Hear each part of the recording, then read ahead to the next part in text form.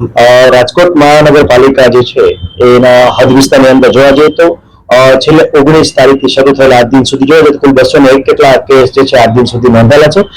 તે પૈકી ગત 24 કલાકમાં 6 કેસ આવેલા છે અને હાલ જે છે 156 કેસ જે સાજા થઈ ગયેલા છે અને હાલ એક્ટિવ કેસની સંખ્યા જે છે એમાં 45 દર્દી એક્ટિવ હાલતમાં છે। પરંતુ એક રાહતના સમાચાર એ કહી શકાય કે તમામ દર્દીઓ છે હોમ આઇસોલેશનમાં સ્ટેબલ અવસ્થામાં છે। હોસ્પિટલમાં દાખલ હાલ જે છે બધા દર્દીઓ સ્ટેબલ અવસ્થામાં છે, પરંતુ મેડિકલ ઇન્સ્યોરન્સ કે કોઈ બાબત હોય તો એવા દાખલ 1 કે 2 દર્દીઓ જે છે હાલ જે છે હોસ્પિટલમાં દાખલ છે। વરસાદની સિઝન છે તો લોકો શું સાવચેત ખાસ કરીને અત્યારે જોવા જઈએ તો વરસાદી ઋતુ અને મિશ્ર ઋતુ પણ જોવા મળી રહી છે। ઉપરાંત હાલ જે છે વરસાદ જે છે આગામી દિવસોમાં ઘણો બધો પડવાની શક્યતા છે નોંધાવી છે। તેના અનુસંધાને જોવા જઈએ તો મચ્છરજન્ય અને પાણીજન્ય રોગચાળા ઉપરાંત જોવા જઈએ તો સિઝનલ ફ્લૂના કેસીસ છે આવવાની શક્યતા છે મોટા ભાગે રહેતી હોય છે।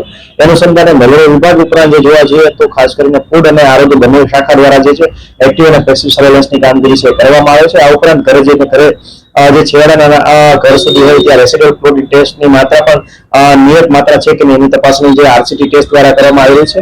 આ ઉપરાંત ફૂડ વિભાગ દ્વારા પણ બરફના કારખાનાઓમાં લાસ્ટ અઠવાડિયામાં ચેકિંગ જે છે હાથ ધરવામાં આવ્યું હતું અને સેમ્પલ પણ લેવામાં આવ્યા હતા।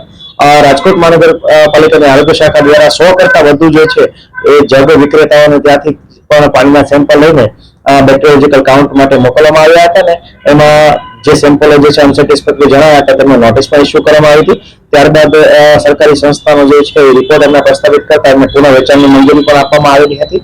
આ ઉપરાંત જોવા જઈએ તો હાલ જે છે કોઈ મચ્છરજન્ય રોગચાળામાં એસ સચ કોઈ વધારો છે નોંધાયેલો નથી, પરંતુ આગામી દિવસો માટે પ્રી મોન્સૂનની કામગીરી છે મેલેરિયા વિભાગ દ્વારા જે હાથ ધરવામાં આવી છે તેમાં ખાસ કરીને શાળા કોલેજો સેલર મોટા બિલ્ડિંગો ઉપરાંત જોવા જઈએ તો કન્સ્ટ્રક્શન સાઇટ અને જ્યાં વર્ષોથી પાણી ભરાવાની શક્યતા હોય ઉપરાંત જે નદી કાંઠાના વિસ્તારો જે છે તમામ બાબતો જે છે એમાં હાલ જે છે એન્ટી લાર્વેલ અને એન્ટી એબેટ બંને કામગીરી ઉપરાંત જોવા જઈએ તો એબેટની કામગીરી જે છે અને મોસ્કીટો લાર્વિસિડની કામગીરી પણ જે છે હાલ જે છે મેલેરિયા વિભાગ દ્વારા હાથ ધરવામાં આવે છે। કોરોનાના કેસ જે છે ગત સપ્તાહે જોવા જઈએ તો કોરોનાના કેસ જે છે 19 તારીખથી આજ દિન સુધી કુલ જે છે 201 જેટલા કોવિડ પોઝિટિવ કેસ નોંધાયેલા છે। તે પૈકી 156 દર્દીઓ જે છે એને 7 દિવસની અંદર લક્ષણોમાં રાહત જણાતા હતા એમની ડિસ્ચાર્જ એટલે કે સક્સેસફુલી ક્યોર જે છે દર્શાવવામાં આવે છે।